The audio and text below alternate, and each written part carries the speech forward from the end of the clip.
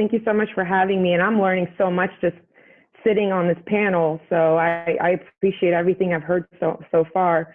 I wanted to also share a little bit about my story, the way you did, Bill, and Mike did as well, because I think it has played a big part into how I am responding to this and how our team is responding to this. And I think all of us, if we dig deep enough, will find some story within ourselves that tells us that we've actually, from a mental capacity standpoint, we've been in a place like this before and we've come out on top. I'm actually I was born in Iran after the revolution happened. I was born in 83. I was born at a time when Saddam was dropping bombs in Tehran. And I was 3 years old when we moved out of Iran and took refuge in Sweden at the most northern point of Scandinavia and the refugee camps over there. But I have actually vivid memories of being 3 and running into the bomb shelters when the alarms would go off in the city.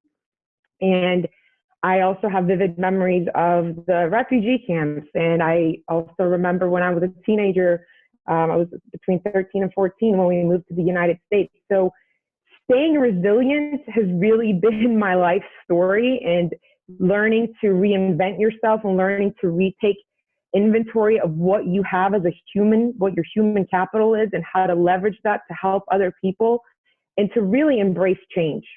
And that's what we're all facing. We're all just really looking at the world from a different standpoint, seeing that, wow, what we knew, we don't really know. Everything has been really unknown, and it always has been, but now it's really hit us harder than we've probably experienced in a while. However, this has been a cycle that's always happened. We had 9/11. Who could have forecasted that?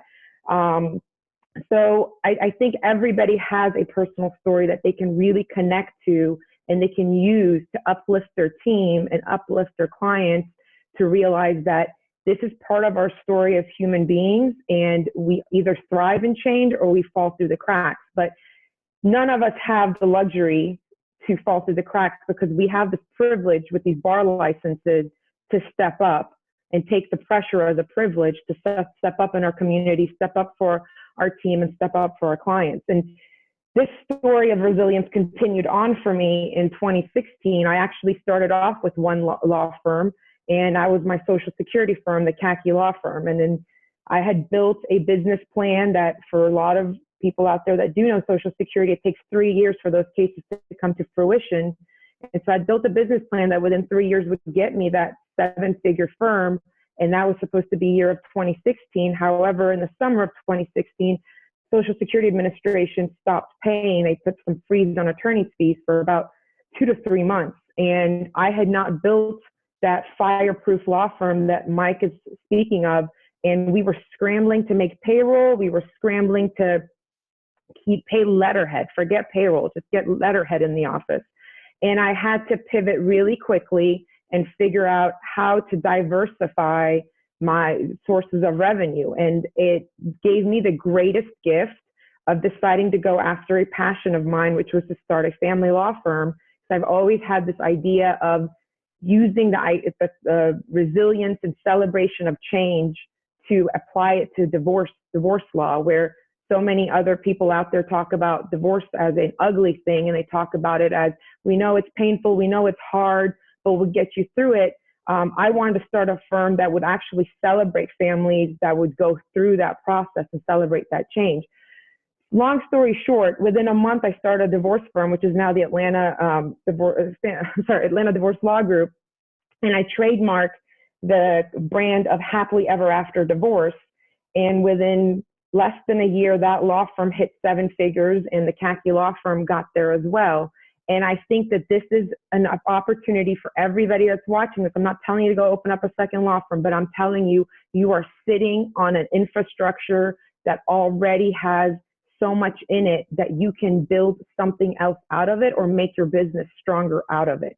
That's all I did. I took what I already had built inside the Khaki law firm, inside the Social Security firm, and decided to use that same team, some of the same marketing systems as far as newsletter goes, email list goes, client list goes, vendor list goes, to build a second law firm. So we were everybody sitting on something in their infrastructure that they can use to pivot and leverage, even if it is just you. That is still an asset you have. I think every one of us can say that our vision as owners is the biggest asset of our businesses. And now is the time to really tap into that.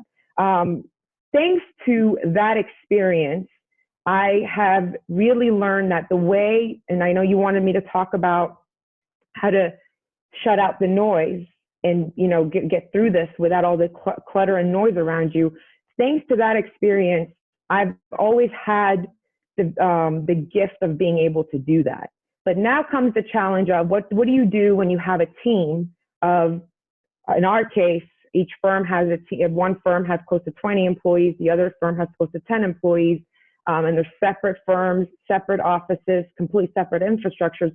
How do you keep your team from getting distracted by the noise? How do you keep your clients from not seeing the messaging that's having them run scared? How do you have your team not forfeit when you want to continue to push?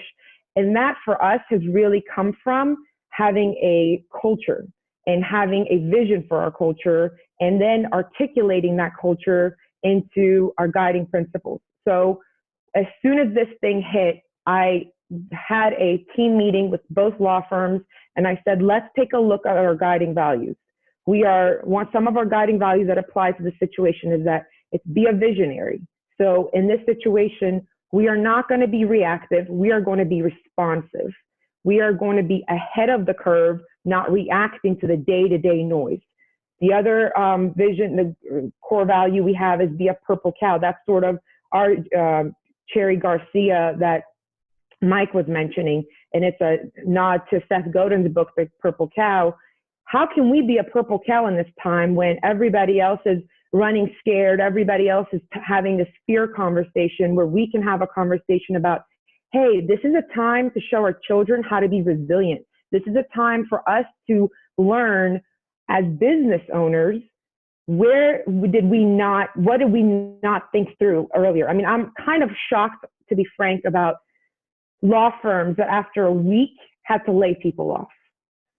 Businesses that after a week had to lay people off. We all have to build businesses. And I say that because I've been through that, and I thankfully have never had to lay anybody off, but I can tell you this is the lesson, that if you had to lay people off during this time, from here on, please build a law firm that can handle a week downturn, a 2-week downturn. We should all have built a cash reserve to be able to handle that sort of thing, or a line of credit.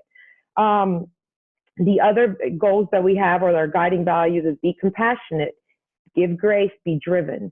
And so we also, as much as we want to be driven and we want to be responsive and we want to be ahead of the curve and not react to the day-to-day news of all this, we also have to be compassionate to the ones who just do not have the luxury of the mindset we're enjoying right now through this. And this is the conversation I have with the team, and I check in with them and I keep bringing this back to them, because I am in control of my mindset, but what can I do when they're working from home and they're not huddled with the team, and there's whatever news they're watching, whatever Facebook groups they're getting into. And I'll tell you, there's a lot of scary stuff out there on some of these lawyers' Facebook groups that I know my lawyers are being exposed to, or my paralegals are being exposed to. So what can I do to give them a sense of security and self-esteem during this time, so that they know that, hey, there's stuff we're doing that's going to have us come out on top. And so it's really a story of resilience for me personally.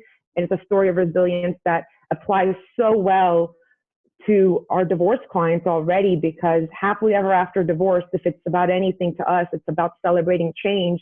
And it's about, if two parents who are co-parenting together could be resilient during a time of divorce, how can that make the child stronger coming out of this, and be more resilient than the parents who experience guilt and shame and stigma during that time.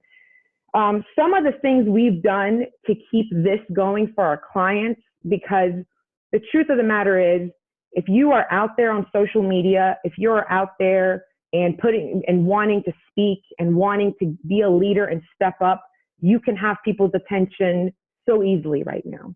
And so many people are, in bed binge watching Netflix, and they're not stepping up. So you can really, you have a huge, anybody that wants to be a leader has a huge platform right now. So some of the things we've done for our clients is, first of all, we don't throw those fish back in the water who aren't ready to move forward right now. What can we give them right now of value that makes them feel like their life is still moving forward, that gives them still some sense of control over all the craziness that's around them, that keeps them within our bubble, within our sphere of influence, so that A, we are keeping the vision moving forward rather than supporting the noise that's around everybody. And B, when time comes and they are ready, they have learned to come to us to be their trusted resource. So we've started a virtual group therapy. It used to be actually in office, but now it's once a month. We invite our clients to come to a virtual group therapy. We have a licensed therapist that runs those through Zoom. We are getting more signups for those than ever. We are doing educational webinars where you may not be ready right now to go after the divorce. You may not be ready right now to go after the adoption or the modification, but you want to at least get ready. How can you get ready for when things are back to normal, or at least our new normal? What can we give them now of value that not only creates marketing systems for the law firm for the future, but also keeps people that need something to hold on to right now to make them feel they're doing something back? Because I also truly do believe that, especially our A clients, they don't want to sit at home and do nothing. They don't want to sit at home and feel their lack of productivity go out the window. If we can give them something to make them feel that their life is still moving forward, we want to do that. We're also just this week are starting parenting seminars for people that are dealing with COVID. There's so much, whether if they're going through a family law case or not, we're doing weekly parenting seminars for them with a parenting coach, and we're hosting that. I can't tell you how quick we put that up, and it's so quickly, so many people registered for it. I am personally doing Facebook Live videos, and I do them in the evening time where I know Trump has had his time on the podium, so nobody's watching. They turned off the news, they're exhausted, they're on the social media, and I spend that time highlighting somebody in the business community, in our local business community in Atlanta, to support them and say, what are you doing to pivot? And I've called these "We Won't Back Down" from the Tom Petty song that I was listening to as I was getting into my groove of all this. And so it's just really giving you a huge platform to express yourself, show your team what are you made of, show your team that when perhaps other business owners or law firm owners are not stepping up to lead their team, you are that leader that will do that for your team, and you also do that for your clients. I think that never before have we as lawyers had a chance to really understand our clients as well as we do now. Perhaps the last time might have been 9/11, but I think probably more so now than then, because I am also at home with my children, homeschooling my kids. I don't have the domestic help that I used to have because we're isolating my in-laws and my mom who used to help us. We don't want them to be exposed to our kids. We don't have any cleaning services coming through the home. We don't have any of those luxuries that we've enjoyed for so long. It is on me and my husband, and we're both working. We're both running businesses, and we have an 8-year-old, and it will soon to be an 8-year-old and a soon to be a 5-year-old that we're educating from home. And yet we're doing all this. So for anybody that's listening to this, please don't think that the people on this panel are not having a shared experience with you on a day in, day out basis of running their lives while they're also doing all these things. But I'm also having this shared experience not only with the people that are on the panel, but also listening to this broadcast, but I'm also having this shared experience with all of our clients. So that puts me in a unique position to connect with the clients in a way that we've never been able to connect before. We know the pain points of our moms, our dads, our disability clients better than ever before. I now can understand how our disability clients in the Social Security firm felt when they had to go from working these crazy hours, these crazy shifts, the warehouse worker or the nurse or the teacher who then one day had to just stay home and wasn't able to go anywhere and had lost and felt like they were losing their productivity. I can relate to that pain story in a way I never was able to before. I can relate to the single mom who has to take care of her children, who has no extra help and is going through this massive change in her life. And I think that's what we really need to tap into, because if we don't, here's how we're going to feel. One day we'll get a case and we'll feel like, this is wonderful. I am going to ride on this amazing wave that's going to push me forward. The next day you don't get a case, the phones don't ring, and you think, oh my God, I'm swimming against an ocean. That day-to-day back and forth is going to kill you, and it's going to drive you crazy, and it's going to take you back to where all the noise is at. So how can you have a vision that's bigger than that, of where does your firm really want to go in the long term, and how does this play into that long-term game? For us, for the Happily Ever After Divorce mission of Atlanta Divorce Law Group, this is a story of resilience, which we already know our clients are experiencing, and now our entire team is seeing it for themselves day in and day out, what our clients are going through. And really, I think knowing what's going to come versus reacting to the day-to-day, did I get a case, did I not get a case, did I get a case, did I not get a case, will allow you to be ahead of the wave. So we're not having conversations right now at our office about, oh my God, everybody's asking questions about visitation, because that is true. Everybody's calling the phones right now asking about how does visitation work in the family law firm. Everybody's calling a Social Security firm right now asking, well, Disability Determination Service office is closed down. How do I get my interview through? That we will respond to. That's what the legal team is there to respond to. But myself, as the owners of the firm, and my marketing team and my business manager, we're having a conversation of, what are they going to go through in a month from now? What are they going to go through in 2 months from now? What kind of marketing systems do we have to build in now? What conversations are they going to be worried about a month from now, 2 months from now? And we're actually uniquely positioned, all of us are, to think about these things, because we're all families going through these questions ourselves within our own homes. So I really urge everybody to think about being responsive versus reactive. Some of these just technical stuff I'm doing with the team is, I have a morning call, my first call in the mornings with my business manager. Every morning we get on a Zoom call, and to Mike's point, we go over the scorecard. How are we looking for today? What are the hottest things on the day? Who has leverage? Who can do what? We do that check-in every day. So I have my number 2 person ready to go with the marching orders. The second call I make is to each legal team. And that's a call where my number 1 question to each person isn't, so what are you doing to work? Do you have work? None of that scary stuff. Just, what's on your plate? And then the second question I have is, what obstacles do you have in your way that I can remove for you? Because if they hear that we're here to serve them so they can serve the clients, that's how they'll go to bat. And I've coached them just like we've coached our clients, that your obstacles don't have to be limited to something related to the office. The obstacle could be, my son is, having real trouble with the homeschooling, and I'm not able to hit my billable hours. My child is not letting me make the client phone calls. We very much make them feel comfortable to share obstacles, even on a personal level right now, so that we can be mindful of what they're going through and help them remove obstacles. My job right now is to remove the obstacles for my team so they can remove the obstacles for our clients and serve our clients. The last call I make of the day is with the sales team, our marketing and sales girls, and they basically tell me what the numbers were for the day. What are we going to do for the next day?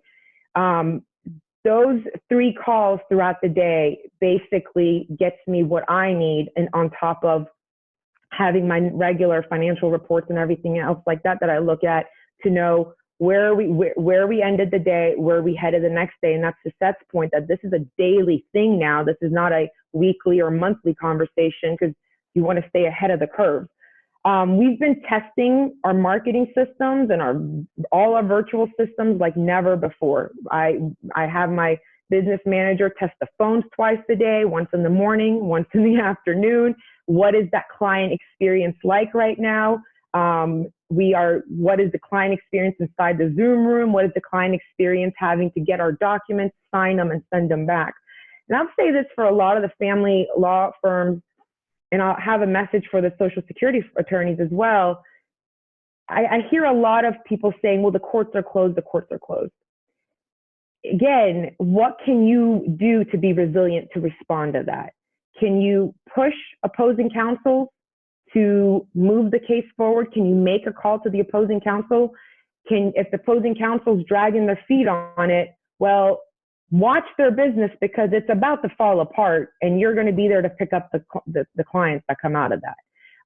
Can you push, if you and opposing counsel, and this actually, we've had a lot of good fortune with opposing counsels that are willing to move forward, and clients are actually seeing this. We're teaching them to see this as an opportunity, that most family law cases are better off not in the hands of a judge to decide upon, and you're giving away a lot of control and power when you do that. And if, for as much as possible, let's really upgrade our alternative dispute resolution systems, and this will make our entire system better. We've been having the great fortune of virtual status conferences with the courts. I couldn't ask for a better situation where we're not spending as much attorney time and money sending attorneys to court for status conferences. So all of that is very much welcome change. And if anybody's holding on to the old system, they are going to be a dinosaur. I mean, this is really the time to pivot and see the gifts in this. See if I had what all the notes I had here. I'll conclude with a couple of points here. I read a book before this whole thing happened, and your surprise guest and I were having like a little book club over it, and it's called The Infinite Game by Simon Sinek. And I had no clue, obviously, who did, that this whole thing was going to happen before I read that book. But he's the author of Leaders Eat Last and Start With Why. And the premise of the book is there are business owners, there are CEOs, there are leaders who play a finite game, and then there's leaders who play an infinite game. Right now, the finite game is, how will I make next month's rent? How will I make it through this week? Where's the next, am I going to be able to have an amazing month this month as I did last year this time? That's the finite game of that hunger for now, instant gratification. The infinite game is, how will I use this to go from a 7-figure law firm to an 8-figure law firm, for a $100,000 law firm to a $150,000 law firm? How will I use this to increase my platform, to show my team that I'm a leader, to show my clients that we're not bailing on you when times get rough, and play an infinite game in that sense. And I think that's going to be, where's this going to put you in the year 2021? Where's this going to put you in the year 2022 versus what's going to happen a month from now? What's going to happen 2 months from now? I don't know. You never knew what was going to happen a month from now. You never knew that. This has just become a rude awakening of that. The other thing that I think is really relevant to the idea of shutting out the clutter and just going forth with a vision is, there's a documentary, and I'm not encouraging people to stop the hustle right now and go watch Netflix documentaries. There's a documentary, I'm a huge documentary fan, but there's a documentary on HBO called The Defiant One.